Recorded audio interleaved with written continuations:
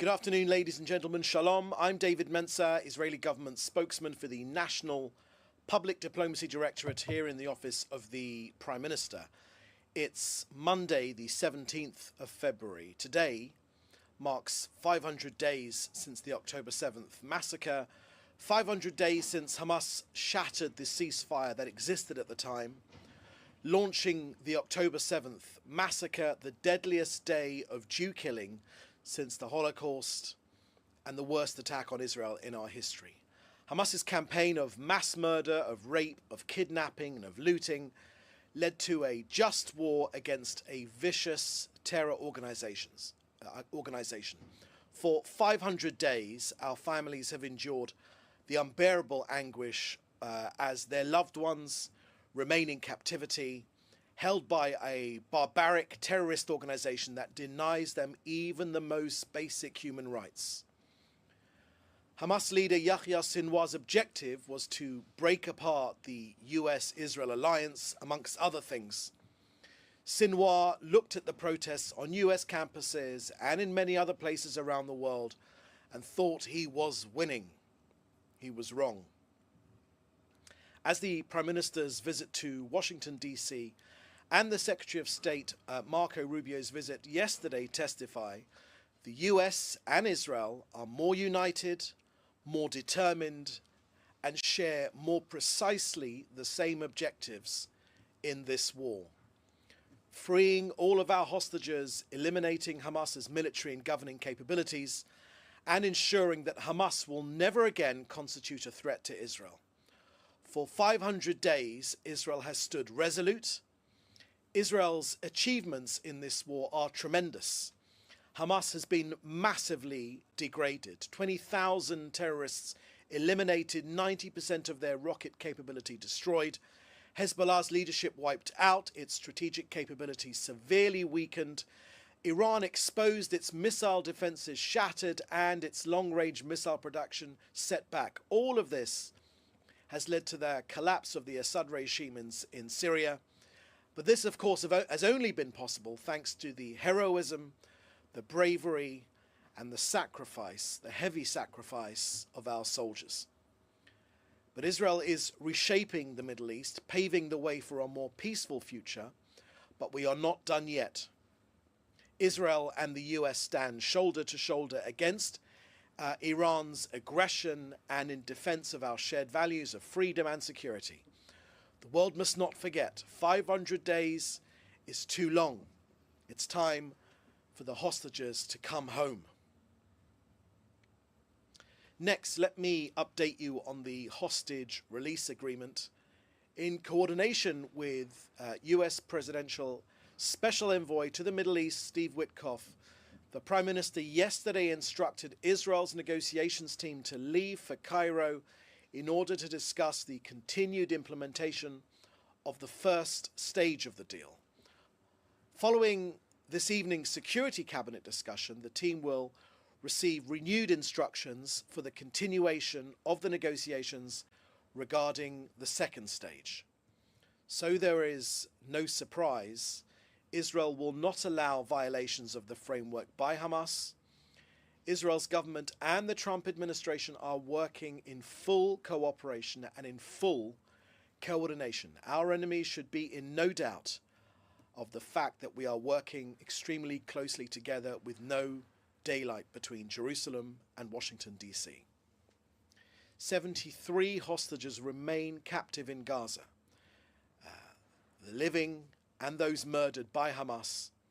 Israel's moral and ethical obligation is to get them home, and it's only matched by our determination to do everything in our power to get them home, every last one of them. As part of the first stage of the framework, 19 Israelis, 5 foreign nationals have so far been released alive, and 14 more hostages are expected to be released in this initial stage. So the question we're often asked is, why does Israel insist on the end of Hamas? I'll tell you through the reported testimony of Ohad Ben Ami. He was released a week ago, just over a week ago. This is the brutal reality of Hamas captivity. It's rarely reported, unfortunately, in the media. Mr. Amir Ben Ami spoke about severe malnutrition and starvation. Ohed Ben Ami and other hostages were released in an emaciated state, significant body weight lost due to prolonged malnutrition, deliberately deprived of food, forced to ration scraps, and at times decide among themselves who would eat and who would go hungry. Physical and psychological torture, relentless psychological torment, and physical neglect, denied basic medical care, left untreated for infections, chronic illnesses, and injury. Some suffered from heart disorders due to the prolonged deprivation and stress. They were imprisoned in underground tunnels for 16 months, held in Hamas's network of tunnels, cramped, dark, and suffocating, sometimes 30 meters underground, no exposure to sunlight, fresh air, or proper sanitation, leading to extreme physical deterioration. And dehumanization and isolation. Hamas stripped them of all dignity. No access to hygiene, filthy conditions, little contact with each other, treated as bargaining chips with their suffering intentionally prolonged for political leverage. And emerging from hell footage showed them pale, frail, and barely able to walk. Not just victims of captivity, but survivors of calculated, systematic cruelty by Hamas. Their condition testament to the barbarity of their captors and the urgent need to bring home those still left behind. This is the reality of Hamas rule. The world must not look away. Next, on the ceasefire with Lebanon, Israel is both committed to the ceasefire and insistent that the ceasefire agreement is fully enforced. We expect the government of Lebanon to be equally committed to their fulfillment. The Prime Minister said that the scenes we saw this weekend in Beirut of UNIFIL forces being attacked by Hezbollah were not encouraging. The two UN resolutions 1559 and 1701 must be fully implemented. Hamas must be disarmed. That is the job of the Lebanese army. But at the same time, if that is not the case, then Israel will do what it has to do to enforce the ceasefire and defend our security. Why? To thwart the risk to Israel's sovereignty and the safety of our citizens. We insist that the goal of the war, the return of our residents to their homes safely, will be made possible and fully implemented. To be clear, that means no Hezbollah between our border and the Litani River. Now, to make this point, yesterday our Air Force carried out precision intelligence-based strikes on military sites in Lebanon against Hezbollah rocket launches and weapons. Hezbollah terrorist activity at these sites is in violation of the understandings between Israel and Lebanon. Elsewhere in Lebanon, near Sidon, this morning our Air Force, using intelligence, struck and eliminated the terrorist Mohammed Shaheen. Shaheen was head of Hamas's operations department in Lebanon. He recently planned terror attacks directed and funded by Iran from Lebanese territory against our people. And Shaheen was a source of knowledge within Hamas, responsible throughout this war for terror attacks and rocket launches aimed at our civilians. Okay, so that's the end of our briefing here today. Please put your questions in the chat together with your news outlet, your name and news outlet, and we will take your questions. Okay, first question here I can see is from Natalie Melzer. Natalie, could you share with me your news outlet, please? In the meantime, they're from AP, excuse me. So Natalie Melzer from the AP, can you please respond to the publication of the tender for the expansion of the Efrat community by 1,000 housing units? This is the first major expansion since the new Trump administration Thank you. Thank you for that question, Natalie. I haven't got a specific update on that, but I can tell you that there's always been and there always will be construction and the strengthening of the community in Efrat and the entire Gush Etzion communities, just like there is in Jerusalem and Tel Aviv and Petach Tikva. Okay, next question here is from Joel Pollack at Breitbart News. The current ceasefire deal contains a contradiction, which is that Israel claims it will still allow for the final removal of Hamas from Gaza, while Hamas claims it will allow the group to survive. Who is correct?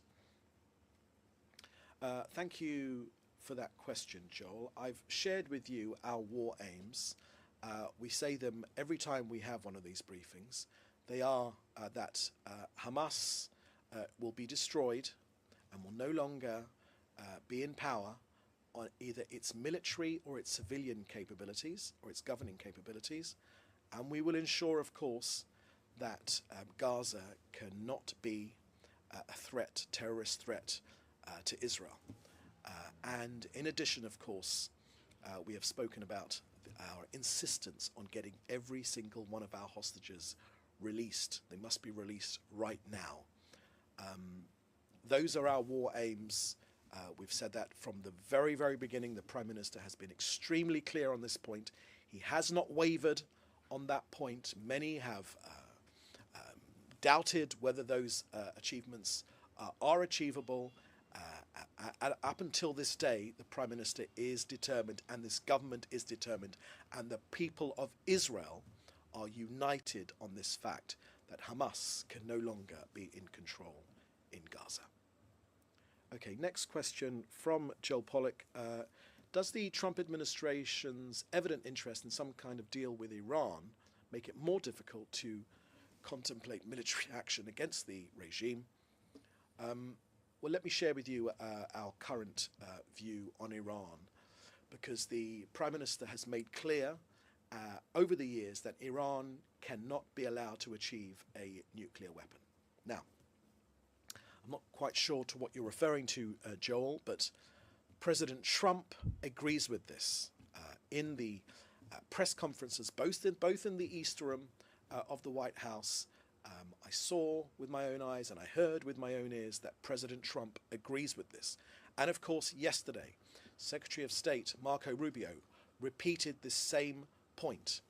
So Israel supports President Trump's maximum pressure campaign. It was working, of course, before it was interrupted.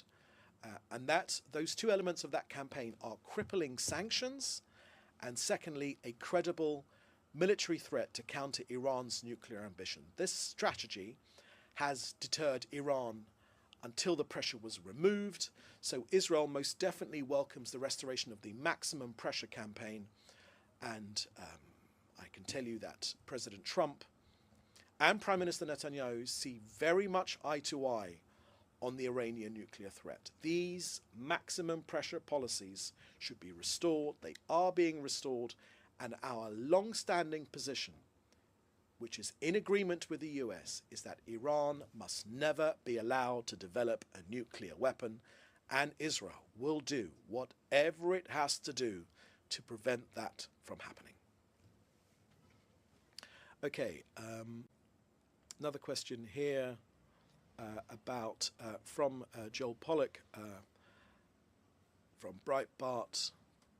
The Trump administration has cut off all aid to South Africa, partly over its case against Israel at the ICJ. Do you see South Africa withdrawing the ICJ case? And is there any positive role South Africa can play in the region? Thank you for that question, Joel. I haven't got any particular update on this issue. I can tell you from the people of Israel's perspective, we are extremely disappointed at the way that the South African government has unfortunately fallen under the influence of Iran and of terrorist supporters and of genocide supporters. Unfortunately, we are extremely disappointed in this country, and the Prime Minister has made clear a robust case against the ICJ. President Trump agrees with that case as well as against the ICC. These are trumped-up charges. These are libels against the Jewish state, the world's only Jewish state. And the Prime Minister has expressed his thanks to President Trump for President Trump's forthright approach to ensuring that this level of lawfare, this misusing the law to attack this country, cannot be allowed to prevail. Okay, a question here from Paula Bernabu from EFE, the Spanish media. You're hearing in the last few days that Israel intends to stick to 5 strategic points in southern Lebanon after February 18th. Could you give any more details on this? Which of these points and how long would the troops stay there, keeping the IDF presence? Thank you for that question, Paula. In this briefing, I have shared with you in a fair amount of detail our approach when it comes to Lebanon. I believe the IDF will shortly be speaking about the situation. We want the ceasefire agreement to prevail, but for that to happen, Lebanon must fulfill its role, and that means both the UN resolutions 1559 and 1701 make extremely clear there can be no Hezbollah between our border and the Litani River. We've made that crystal clear. But the specifics around the details moving forward will be released very, very shortly. And finally, last question here is from Hannah Julian at the Jewish Press. Are we going to see the release of more hostages this weekend? And if so, how many? Thank you very much for that question, Hannah. There are indeed scheduled releases this weekend, but I won't share any more details with those. Unfortunately, it is Hamas which took them hostage, Hamas which hold them hostage, and Hamas which can set them free right now. But as we've said to you, that in this initial stage, there are initial hostages set to be released this weekend. Okay, that's the last question we have here. Thank you for joining us. We'll have another briefing again soon. In the meantime, please do contact us for interviews or for any other questions you may have, and we'll be happy to help. Please do stay safe, and we'll see you again next time. Thank you. Bye-bye.